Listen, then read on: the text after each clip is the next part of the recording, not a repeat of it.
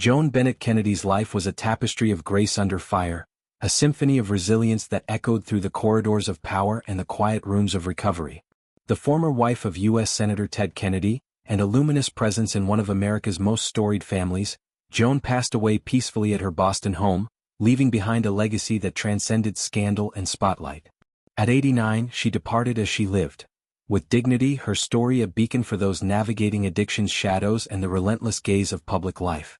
Born in 1936 into a world on the cusp of transformation, Joan entered the Kennedy orbit in 1958, marrying Ted, the charismatic youngest brother of President John F. Kennedy and Senator Robert F. Kennedy, at the tender age of 21.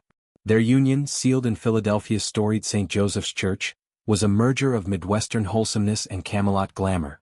Joan, a classical pianist with fingers that danced across keys like whispers on wind, brought melody to Ted's thunderous oratory.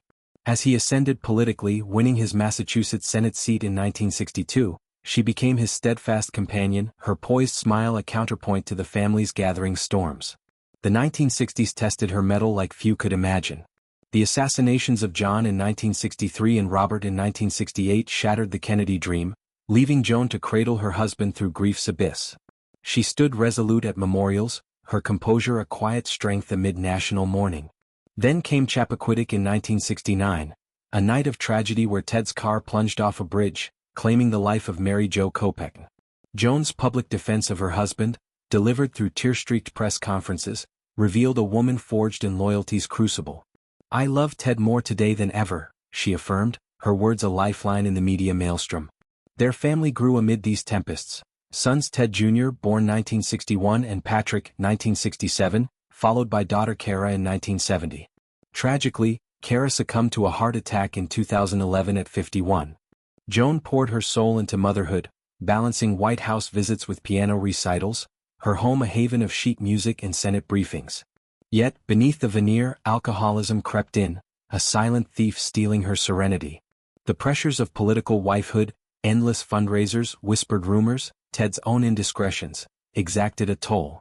By the 1970s, Joan's battle intensified, her once vibrant performances giving way to private anguish. Her courage peaked in candor. In a groundbreaking 1978 People magazine interview, Joan bared her struggle, one of the first high-profile women to do so. "At times I drank to feel less inhibited, to relax at parties," she confessed. "Other times I drank to block out unhappiness, to drown my sorrows." This vulnerability, raw and revolutionary, shattered stigma, positioning her as an unwitting pioneer in addiction advocacy. Her words resonated with millions, humanizing the Kennedy mythos and inviting empathy over judgment.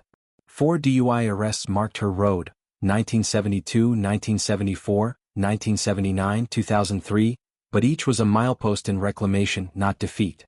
Sobriety's path was jagged, but Joan's determination unyielding. "Staying sober is difficult," she told People in 1979. "But I'm sober today and that's all that matters. I'm working on my recovery a day at a time." Her journey intertwined with the family's. Ted's 1980 presidential bid faltered partly on personal scrutiny, their 1982 divorce a mutual release after 24 years. Post-split, Joan reinvented herself, teaching music at the Milton Academy, volunteering with AA, and championing mental health. She authored Living with the Kennedys, indirectly through her openness, her life a memoir in actions. Her children, pillars of her pride, eulogized her impact profoundly. Ted Jr., now Connecticut's Attorney General and a cancer survivor, credited her with life's deepest lessons. "I will always admire my mother for the way that she faced up to her challenges with grace, courage, humility, and honesty," he stated. "She taught me how to be more truthful with myself and how careful listening is a more powerful communication skill than public speaking." A lawyer and advocate, Ted Jr. mirrors Joan's quiet fortitude, his sarcoma battle at 12 echoing her resilience. Patrick, a Rhode Island congressman and addiction recovery advocate, lauded her duality. "Mom was a powerful example to millions of people with mental health conditions," he shared. "She will be missed not just by the entire Kennedy family, but by the arts community in the city of Boston and the many people whose lives that she touched." His own substance struggles, overcome through treatment, were guided by Joan's example, a loving nature that fused artistry with activism. Joan's post-divorce life bloomed in Boston's cultural heart.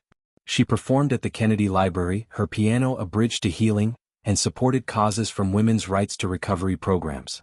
Her 2005 breast cancer diagnosis, battled privately, added another layer to her survivor's mantle. Friends recalled her wit, her warmth, a woman who hosted salons blending Brahms with Boston politics, her laugh a melody unto itself. In the Kennedy canon, Joan stands singular, not the tragic consort but the triumphant soloist.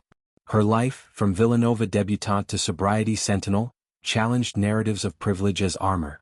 She humanized Camelot's heirs, proving vulnerability the truest power. As Boston mourns, her notes linger, in concert halls, recovery circles, her children's voices.